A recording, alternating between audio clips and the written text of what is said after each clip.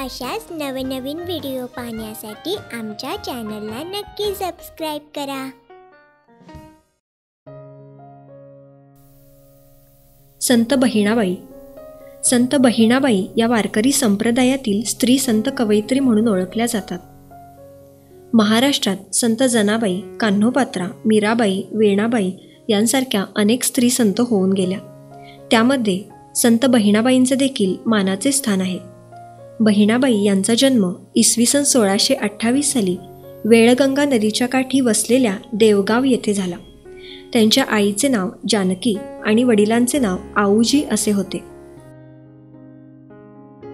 संत बहिणाबाईंना लहानपणापासून देवभक्तीची ओढ होती। कथा, कीर्तने, भजन, पुराण अशा गोष्टींमध्ये त्या रमत असत। त्या पांडुरंगाचे अखंड नामस्मरण करत असत।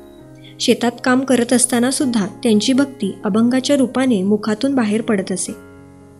कोल्हापुरात जयराम स्वामींचे कथा कीर्तन ऐकून त्या प्रभावित झाल्या। संत तुकाराम महाराजांचा त्यांनी ध्यास घेतला। तुकाराम महाराजांना त्यांनी गुरु मानले। तुकाराम महाराजांचे अभंग, ओव्या त्या सतत गुणगुणत असत। बहिणाबाईंना तुकारामांना भेटण्याची फार इच्छा होती, परंतु भेटण्यापूर्वीच तुकाराम महाराजांचे वैकुंठ गमन झाल्याने त्यांची भेट होऊ शकली नाही। बहिणाबाईंची त्यांच्यावरील भक्ती, निष्ठा पाहून तुकोबारायांनी त्यांना स्वप्नातून दृष्टांत दिला असे म्हणले जाते। गुरुबोधामुळे संत जनाबाईंचे जीवन बदलून गेले। त्यांनी आपल्या अभंगातून संत तुकारामांचे सुंदर वर्णन केले आहे।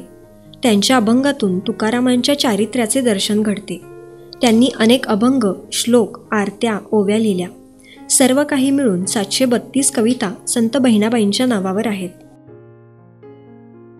सूक्ष्म निरीक्षण, जीवनात सुखदुःखाला समभावाने पाहणारी बुद्धी, जगण्यातून कळालेले तत्वज्ञान ही त्यांच्या कवितांची वैशिष्ट्ये आहेत। इसवी सन 1700 मध्ये त्या समाधिस्थ झाल्या। शिक्षणाचा अभाव व घरात गरिबी असूनही त्या समाधानी वृत्तीने राहिल्या।